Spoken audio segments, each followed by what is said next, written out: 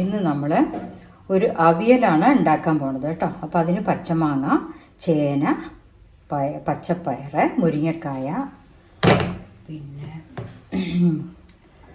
കൊത്തവര, കയ്പ്പയ്ക്ക, കുമ്പളങ്ങ, ക്യാരറ്റ്, പടവലങ്ങ, പിന്നെ ഇത് നേന്ത്രക്കായും പൊന്തം വാഴയ്ക്കയും രണ്ടും കൂടെ മുറിച്ചതാണ്. അത് മഞ്ഞൾപ്പൊടി ഇട്ടിട്ട് കറകളഞ്ഞ് എടുത്തു വെച്ചതാണ്. അപ്പോൾ എല്ലാ പച്ചക്കറി അവിയലിന് എങ്ങനെയാണെന്ന് വെച്ചാൽ നീളത്തിലാണ് മുറിക്കേണ്ടത് കേട്ടോ. അപ്പോൾ അങ്ങനെ മുറിച്ച് വെച്ചിട്ടുണ്ട്. അവിയലിന് അരയ്ക്കാനായിട്ട് ഒരു നാളികേരം എടുത്തിട്ടുണ്ട്. പച്ചമുളക് നമ്മളുടെ എരിവിനനുസരിച്ചിട്ട് പച്ചമുളക് എടുത്തിട്ടുണ്ട്. അത് നമ്മൾ തൈര് കൂട്ടിയിട്ടാണ് അരയ്ക്കുക കേട്ടോ. പിന്നെ ഉപ്പും മഞ്ഞൾപ്പൊടി, അവസാനം കരിവേപ്പിൻ്റെ ഇലയും വെളിച്ചെണ്ണയും കൂടെ ഒഴിച്ചിട്ടാണ് നമ്മൾ അവിയലെടുക്കുക കേട്ടോ. ഇനിയിപ്പോൾ ആദ്യം എന്താ ചെയ്യാൻ പോകണമെന്ന് വെച്ചാൽ നമ്മുടെ പച്ചക്കറികളൊക്കെ ഒന്ന് വേവിക്കാൻ വയ്ക്കും. ഇനി നമ്മുടെ അവിയലിൻ്റെ പച്ചക്കറി ഞാൻ ഉരുളി അടുപ്പത്ത് വെച്ചിട്ടുണ്ട്. അതിലേക്ക് ഈ മുറിച്ച് വെച്ച എല്ലാ പച്ചക്കറിയും ഇടുക. മുരിങ്ങക്കായ, പച്ചപ്പയർ, ചേന, മാങ്ങ, പച്ചമാങ്ങ. അപ്പോൾ പുളിപ്പ്, കയ്പ്പ്, ഉപ്പ് എല്ലാം റെഡിയാവും. കയ്പ്പയ്ക്ക ഉണ്ട്, കൊത്തവരി ഉണ്ട്, കുമ്പളങ്ങ ഉണ്ട്, ക്യാരറ്റ്, പടവലങ്ങ കേട്ടോ. മിനിമം ഒരു 9 കഷ്ണം വേണമെന്നാണ് പറയുക അവിയലിന് കേട്ടോ. അതിലെനിക്ക് 9 ഉണ്ട്. ഞാൻ പക്ഷേ ഇതിൽ പൊന്തങ്കായും നേന്ത്രക്കായും കൂടെ എടുത്തപ്പോൾ എനിക്ക് 10 കഷ്ണമായി. ഇനിയിപ്പോൾ ഇതിനെ നമ്മൾ നന്നായിട്ട് കുറച്ച് മഞ്ഞൾപ്പൊടി ഇട്ട് വെള്ളം ഒഴിച്ച് തിളപ്പിക്കണം.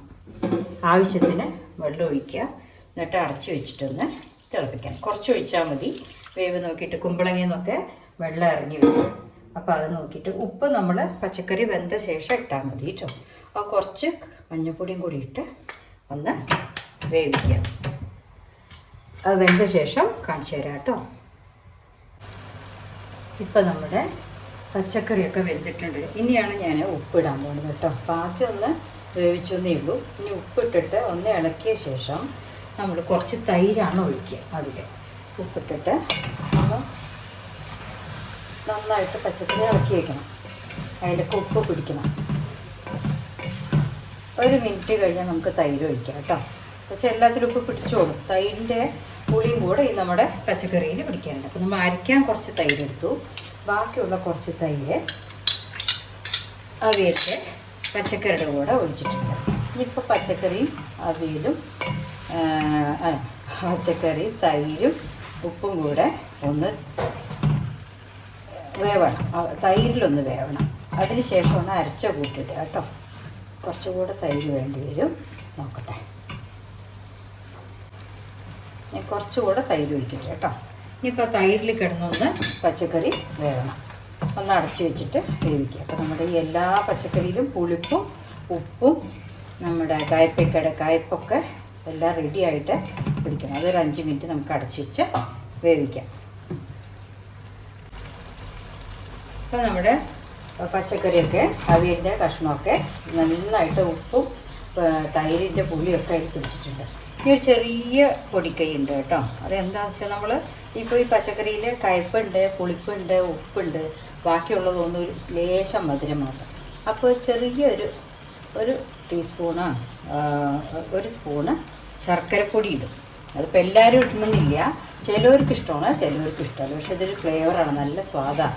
അവിയലിലാരും അങ്ങനെ ശർക്കരപ്പൊടി ഇടുന്നത് പൊതുവേ കേട്ടിട്ടില്ല. പക്ഷെ ഞാനിട്ടിട്ട് ഉണ്ടാക്കി നോക്കിയതൊക്കെ നല്ല സ്വാദാണ്. വേണമെങ്കിൽ ഇട്ടാൽ മതി, വേണമെങ്കിൽ വേണ്ട കേട്ടോ. ഞാൻ ഇടുന്നേ ഉള്ളൂ. ഇടുമ്പോൾ അതിൻ്റെ സ്വാദ് വേറെ. അപ്പോഴാണ് 4 ഇതും ടേസ്റ്റും കറക്റ്റാവുക. ഉപ്പ്, പുളിപ്പ്, മധുരം. ഇനി ഇതിലേക്ക് നമ്മൾ അരച്ച് വെച്ച കൂട്ട്. ഇപ്പം ഞാൻ ഒരു നാളികേരം, വലിയ നാളികേരം, ഇത്ര പച്ചക്കറിയൊന്നും എടുക്കണ്ട. അതിൻ്റെയൊക്കെ അളവ് ഞാൻ എടുക്കാം കേട്ടോ. ഞാൻ ഇപ്പോൾ ഉണ്ടാക്കിയത് കുറച്ച് കൂടുതൽ ഉണ്ടാക്കിയെന്നേ ഉള്ളൂ. നിങ്ങൾ കുറച്ച് ഉള്ള കഷ്ണം കൊണ്ട് എങ്ങനെയാണ് ഉണ്ടാക്കുക വെച്ചാൽ അവിയലിൽ പിന്നെ നാളികേരവും തൈരും പച്ചമുളകും കൂടിയിട്ട് ഇങ്ങനെ ചതയ്ക്കേ വേണ്ടു. നമ്മൾ അരയരുത്. എപ്പോഴും അവിയലിൻ്റെ നാളികേരം ചതയാനേ പാടില്ല, അരയാൻ പാടില്ല. എന്നിട്ട് നമ്മളിങ്ങനെ ആക്കിയിട്ട് ഒരു 5 മിനിറ്റും കൂടെ അതിന് വേവിക്കുക. വേവിച്ച ശേഷം ഒന്ന് ഇളക്കിയിട്ട് വെളിച്ചെണ്ണയും കരിവേപ്പിൻ്റെ ഇലയും കൂടെ. ഇനി ഇതിലൊക്കെ നന്നായിട്ട് നാളികേരമൊക്കെ ഇട്ട് നമ്മൾ പൊതിഞ്ഞ് വെച്ചിട്ടുണ്ട്. അതൊരു 5 മിനിറ്റ് ഇങ്ങനെ തന്നെ വേവിച്ച ശേഷം വെളിച്ചെണ്ണയും കരിവേപ്പിൻ്റെ ഇലയും തുളിക്കുക കേട്ടോ. ഇതൊന്ന് അടച്ചു വെച്ചിട്ട് ഒരു 5 മിനിറ്റ് ഒന്ന് വെന്തോട്ടെ. 5 ഒരു 5 മിനിറ്റ് ഒന്ന് വെന്തോട്ടെ കേട്ടോ. ഇപ്പം നമ്മുടെ അവിയൽ നന്നായിട്ട് തിളച്ചിട്ടുണ്ട്. എന്താ ഒക്കെ കറക്റ്റായിട്ടുണ്ട്. ഇതൊന്നും ചെയ്യാനില്ല. അടുപ്പ് ഓഫ് ചെയ്യുക. ഈ നാളികേരമൊക്കെ കൂടെ അങ്ങോട്ട് ഇളക്കിയിട്ട് കരിവേപ്പിൻ്റെ ഇല വെളിച്ചെണ്ണ ഒഴിച്ച് അടച്ച് വയ്ക്കുക കേട്ടോ. ഒന്നുമില്ല, ഇതിൽ പുളിപ്പ് ഉപ്പ് എല്ലാം പാകമാണ്. ഉപ്പ് പോരെങ്കിൽ നിങ്ങൾ ഇട്ടോളൂ കേട്ടോ. ഈ അവിയലിന് നാളികേരം ഇങ്ങനെ ചതയാനേ പാടുള്ളൂ, അരയരുത്, വെണ്ണമാരി അരയരുത്.